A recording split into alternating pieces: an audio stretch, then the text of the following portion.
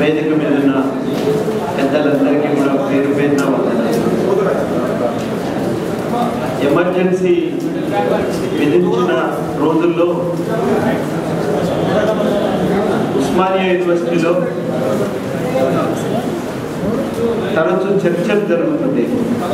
Emergency ఎట్లా చూడాలి, emergency వల్ల సమాజానికి దీర్ఘకాలికంగా కలిగేటువంటి అనర్థాలు ఏంటి అనే విషయం మీద చర్చలు జరుగుతుంది. చాలామంది పెద్ద పెద్దల రాజనీతి శాస్త్రజ్ఞులందరూ కూడా వచ్చి, ఎందుకంటే ఎమర్జెన్సీ కాదు, డైరెక్ట్గా ఎమర్జెన్సీని విమర్శిస్తూ మాట్లాడటం సాధ్యం కాదు. కానీ రాజనీతి శాస్త్ర విభాగంలో ప్రజాస్వామ్యంకి సంబంధించిన సైద్ధాంతిక చర్చలు పెట్టి ఆ చర్చలకు సంబంధించి మాట్లాడే ప్రొఫెసర్లందరూ కూడా అనివార్యంగా ఎమర్జెన్సీ మీద ప్రస్తావన తీసుకొచ్చారు. అట్లా మాట్లాడిన దాంట్లో వహీదుద్దీన్ ఖాన్ గారు ఉన్నారు, చాలా ప్రఖ్యాతిగాంచిన రాజనీతి శాస్త్రజ్ఞులు. డిపార్ట్మెంట్లో ఉన్న చాలామంది ప్రొఫెసర్లు అప్పుడు వాళ్ళందరూ కూడా ఒక్కటే మాట చెప్పేది. వాళ్ళు అనేది ఏంటంటే, భారతదేశం లాంటి సమాజంలో వైవిధ్యత చాలా ఎక్కువ. వైవిధ్యత కలిగినటువంటి సమాజాలలో ప్రతి వర్గానికి కూడా తన అభిప్రాయాన్ని చెప్పుకోవడానికి అవకాశం ఉన్నప్పుడే ఈ అన్ని అవకాశాలు, ఈ అన్ని అభిప్రాయాల మధ్యన ఒక స్వేచ్ఛాయుతమైనటువంటి భావ సంఘర్షణ జరిగినప్పుడే సరి అయినటువంటి నిర్ణయాలు జరుగుతాయి. అప్పుడు మాత్రమే భారతదేశం అనేది ఒక సమాజంగా నిలబడగలుగుతుంది. నియంతృత్వంలో ఈ చర్చకి అవకాశం అనేది పోతుంది. చర్చకు ఎప్పుడైతే అవకాశాలు తేలిపోతాయో, ఒక వర్గం తన అభిప్రాయాన్ని బలవంతంగా సమాజం మీద రుద్దాలని ప్రయత్నం చేస్తుందో, అప్పుడు భారతదేశమే ఒక దేశంగా నిలబడలేదు అని అందరూ కూడా తేల్చి చెప్పేవారు. దాదాపు ఇదే అభిప్రాయాలు తదనంతరం రజనీ కొఠారి గారు కానీ రషీదుద్దీన్ ఖాన్ గారి మీద తీవ్రమైన విమర్శలు. ఈ కాంగ్రెస్ పార్టీ నుంచి అప్పుడు ఎంపీగా మీరు ఎందుకున్నారు, కానీ రషీదుద్దీన్ ఖాన్ లాంటి వాళ్ళని తర్వాత ఆత్మవిమర్శ చేసుకుని వారు కూడా ఇట్లాంటి అభిప్రాయాలనే వ్యక్తం చేయడం జరిగింది. అంటే వాళ్ళు ఇది ఎందుకు చెప్తున్నానంటే, మీరు జడ్జిమెంట్ ఆఖరి 2 పేజీలు చదివితే దాదాపు అవే విషయాలు మళ్ళీ గుర్తుకొస్తున్నాయి. జడ్జి గారు ఒక అపురూపమైన మాట చెప్పింది. ఏమన్నారంటే, అణచివేత ద్వారా ఏ సమస్యను పరిష్కరించలేదు, స్వేచ్ఛాయుతమైనటువంటి చర్చల ద్వారా మాత్రమే ఆమోదయోగ్యమైన రాజకీయ పరిష్కారాన్ని కనుక్కోగలుగుతాం. ఆ స్వేచ్ఛాయుతమైనటువంటి ఒక రాజకీయ పరిష్కారాన్ని కనుక్కోవలసినటువంటి బాధ్యత సమాజం మీద ఉంది. కనుక ఈ సమాజం ఏ పద్ధతులను అనుసరించకూడదో తెలుసుకోవాలంటే చాప్టర్ 8 బయట పెట్టాలి. ప్రజాస్వామ్యానికి అత్యంత నష్టదాయకమైనటువంటి మార్గాన్ని చాప్టర్ 8 చెప్పింది అని జడ్జిమెంట్లో రాసింది. అంటే జడ్జిమెంట్ నిజానికి మనం కొన్ని విషయాలకు పరిమితం అవుతున్నాం, కానీ ఓపిక చదివితే ఒక 3 ముఖ్యమైనటువంటి విషయాలు జడ్జిమెంట్లో కనబడతాయి. మొట్టమొదటి విషయం ఏంటంటే, చట్టబద్ధమైన హక్కులకు ప్రాథమిక హక్కులకు ఉండే సంబంధం ఏంటిది అనే దాని మీద చర్చ ఉంది. జడ్జి గారు ఏమంటారు, రైట్ టు ఇన్ఫర్మేషన్ అనే చట్టబద్ధమైన హక్కే. చట్టబద్ధమైన హక్కు కొన్ని సాంకేతిక అంశాలను మాత్రమే తెలియజెప్తారు తప్ప సబ్స్టాంటివ్ ఇష్యూస్, మౌలికమైన విషయాలన్నింటినీ ప్రాథమిక హక్కులకే పోవలసి ఉంది. కనుక ప్రాథమిక హక్కులకు సంబంధించినటువంటి రక్షణ కోసం ఎవరైనా నేరుగా నువ్వు కోర్టుకు రావచ్చు. ప్రొసీజర్ ఎందుకు ఫాలో కాలే అనే సమస్య రాదు. మౌలికమైన సమస్యలు లేవనెత్తుతున్నావు కాబట్టి నువ్వు కోర్టుకు రావచ్చు. రెండవ మాట ఏమన్నాడు, కమిషన్ ఆఫ్ ఎంక్వైరీస్ పాత్ర ఏంది, ఆ రిపోర్ట్లను పబ్లిక్ ఇవ్వచ్చా లేదా, దానికి సంబంధించిన చర్చలో కూడా చాలా లోతైన అంశాలు ఉన్నాయి. కమిషన్ ఆఫ్ ఎంక్వైరీస్ ఎప్పుడు వేస్తాం, చాలా ముఖ్యమైనటువంటి నిర్ధారణ జడ్జి గారు దీంట్లో చేసి ఉన్నారు. వారు ఏమన్నారంటే, తొందరపాటుగా రాజకీయ నిర్ణయాలు తీసుకునే ప్రమాదం ఉన్నప్పుడు నైపుణ్యం కలిగినటువంటి వ్యక్తులు నిష్పాక్షికంగా విచారణ చేసి న్యాయాన్ని అందించడానికి మార్గాలను సూచించవలసి ఉంటుంది అని, న్యాయాన్ని సూచించవలసి ఉంటుంది అని చెప్పి దానికోసం మనం కమిషన్స్ ఆఫ్ ఎంక్వైరీస్ వేసుకుంటాం. అంటే కమిషన్ ఆఫ్ ఎంక్వైరీ ఎప్పుడు వేస్తాం, నిష్పాక్షికంగా విషయాలను పరిశీలించాలి, నిష్పాక్షికంగా ఒక పరిష్కార మార్గాన్ని చెప్పాలి. అది ఎట్లాంటి పరిష్కార మార్గం, న్యాయసమ్మతమైన పరిష్కార మార్గం. దాని కొరకు మనం కమిషన్ ఆఫ్ ఎంక్వైరీస్ వేస్తాం. ఆ కమిషన్ ఆఫ్ ఎంక్వైరీస్ చట్టం ప్రకారమే అనేది మనం బయట పెట్టవలసింది. ఇవి రెండు విషయాలు తేల్చిన తర్వాతనే జడ్జి గారు మూడో అంశానికి వస్తున్నారు. ఈ సంబంధితమైనటువంటి రిపోర్టు సంగతి ఏంటి అని చెప్పి ఆ రిపోర్టు సంగతి అంతా మాట్లాడి వారు అనేది ఏంటంటే చాప్టర్ 8 అనేది టర్మ్స్ ఆఫ్ రెఫరెన్స్లో లేదు. టర్మ్స్ ఆఫ్ రెఫరెన్స్ ప్రకారం 50 ఏళ్ల పరిణామాలు ఏంటి, వర్తమాన పరిస్థితులు ఏంటి, ఆ పరిస్థితుల ప్రభావం ఏ వర్గాల మీద ఏమున్నది, భవిష్యత్తు యొక్క మార్గదర్శకం ఏంటి, ఇవి తప్ప సెక్యూరిటీ అంశాలు అనేటువంటివి దీంట్లో లేనేలేదు. అవి చర్చించవలసినటువంటి అవసరం కూడా లేదు. అయినా చర్చించేది. కమిషన్ ఆఫ్ ఎంక్వైరీ చట్టం కింద దీన్ని అయితే రిలీజ్ చేయాలి, దాంట్లో సెకండ్ ఒపీనియన్ లేదు అని చెబుతూ రిపోర్టు 5-6 కింద ఇచ్చినది వేరు, ఈ సీక్రెట్ రిపోర్ట్లో చెప్తున్నది వేరు. రెండింటికి మధ్యన ఒక ఘర్షణ ఉన్నది.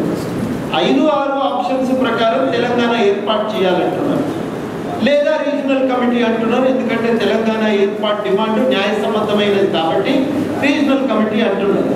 కానీ వాస్తవానికి తెలంగాణ కూడా అభివృద్ధి చెందిందనే మాట కూడా రిపోర్టులో అంటున్నారు. కానీ వాస్తవానికి సీక్రెట్ నోట్ చదివినప్పుడు దానికంటే విరుద్ధమైనటువంటి అంశాలు కనబడుతున్నాయి.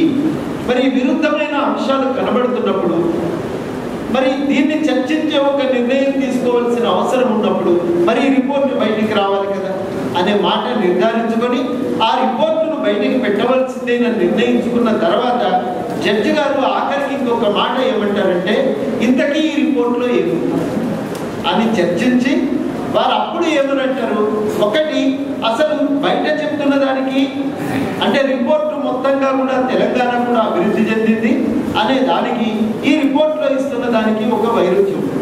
మొత్తం అభివృద్ధి చెందిందని చెప్తూ రిపోర్ట్లో ఏమంటాడు, తెలంగాణలో విద్యా సంస్థల పెట్టుబడి ఎంత, ఆంధ్ర ప్రాంతం వాళ్ళు తెలంగాణ ఏర్పడితే వాళ్ళు వెళ్ళిపోతే ఇక్కడ విద్యా సంస్థల పరిస్థితి.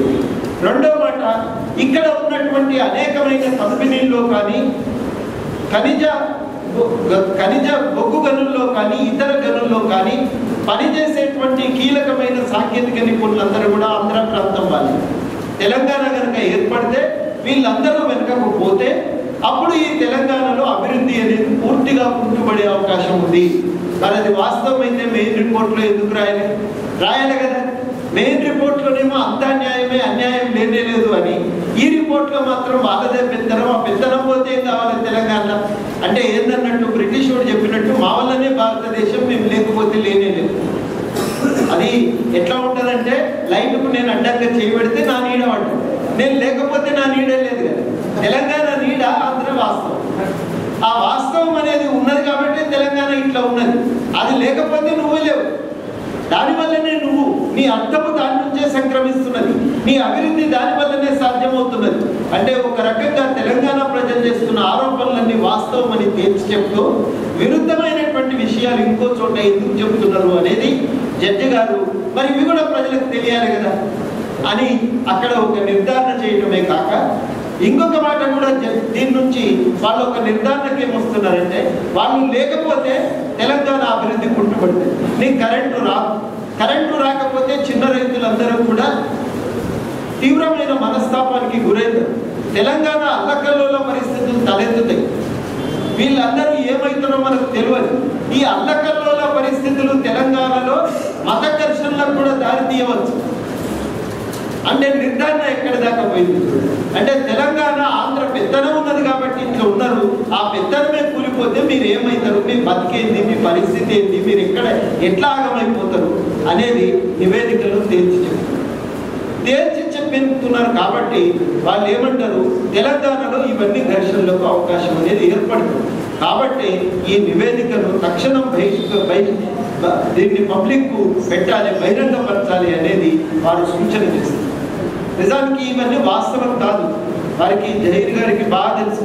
హైదరాబాద్లో ఎప్పుడు మత కల్లోలాలు జరిగినాయంటే ఆంధ్ర ప్రాంత నాయకులు ఇక్కడ ఉన్న ముఖ్యమంత్రిని గద్దెదించడానికే మత కల్లోలాలు జరిగినాయి. మీకు హైకోర్టు మీకు బాగా తెలుసు అందరికీ కూడా.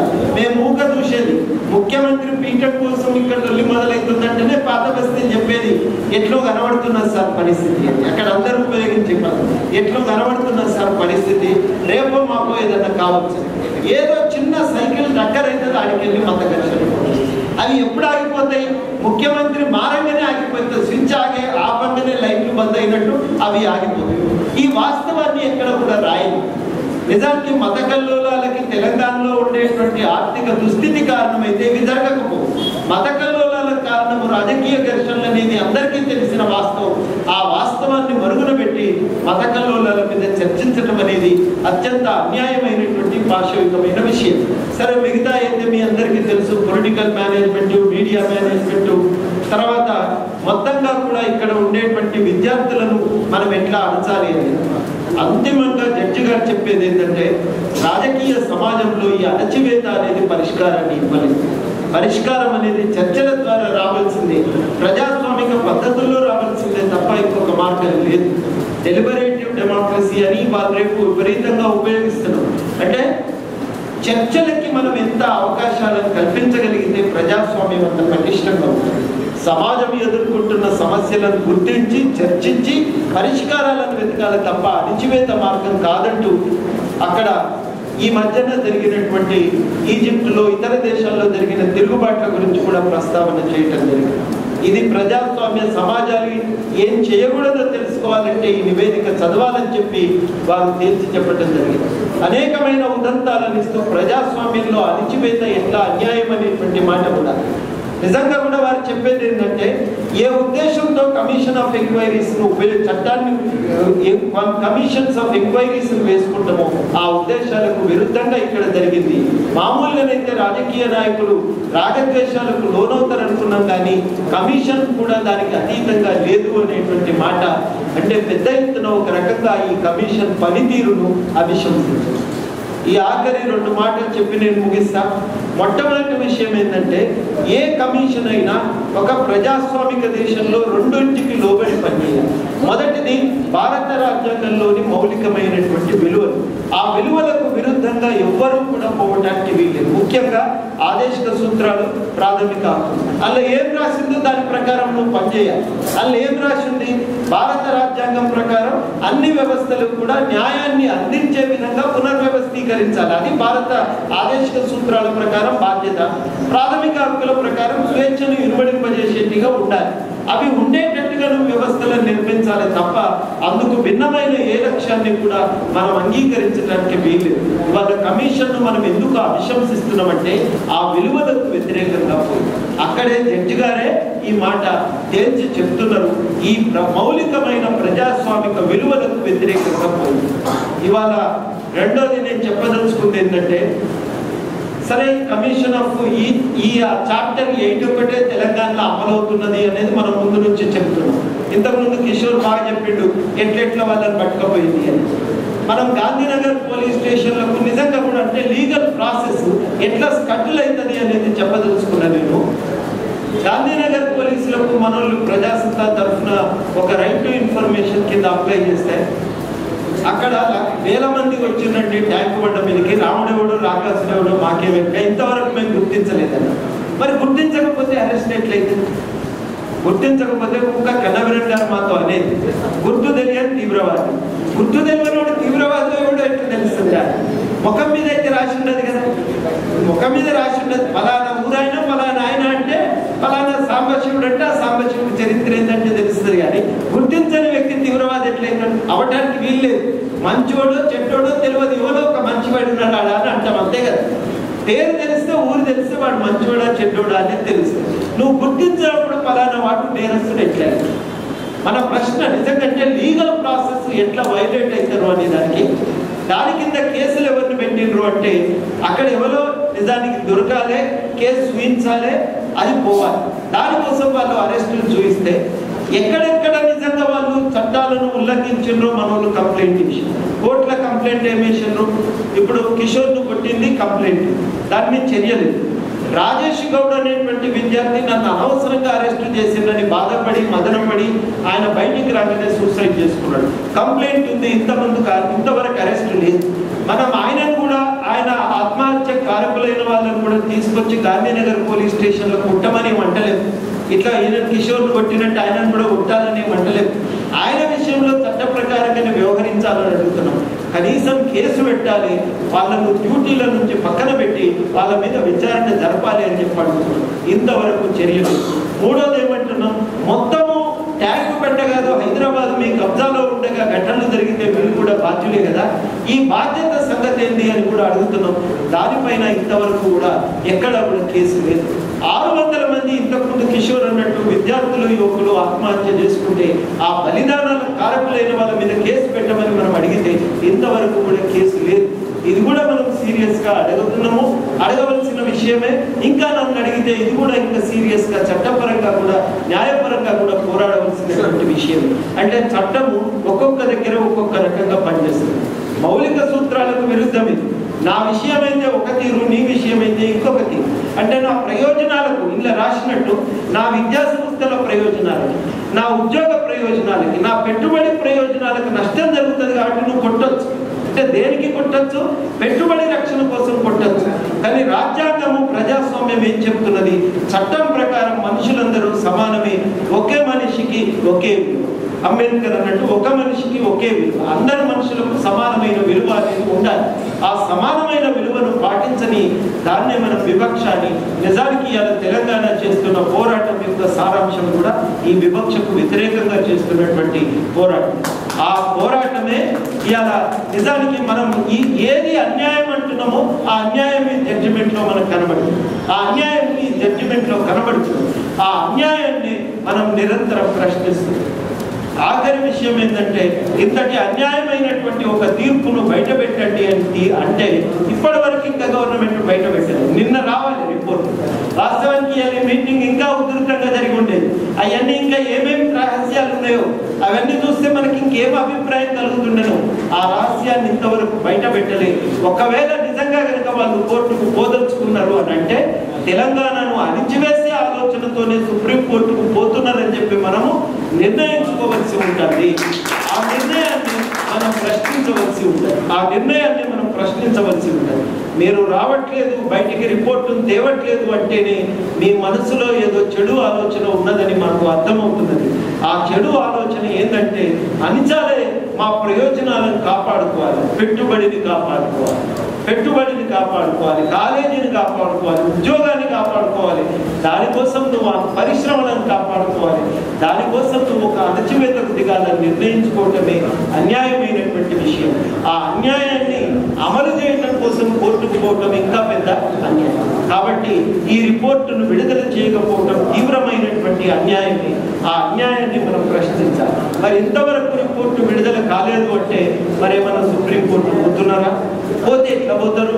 ముద్ద దాటిపోయినాక కూడా పోవచ్చా? మరి నాకే తెలియలేదు. వారు ఏమంటున్నారు, కండనేషన్ పిటిషన్ వేసి కూడా పోవచ్చేమో అని. మరి ఏంటి అవుతుంది అనేది మన ఉత్తరానికి కూడా వాళ్ళు ఇంతవరకు రిప్లై అయితే ఇయ్యలేదు. మోహన్ రావు గారు ఉత్తరం రాసిన పేపర్లో వచ్చింది, నేను రాసినాను, కానీ దానికి ఇంతవరకు అయితే రిప్లై రాలేదు.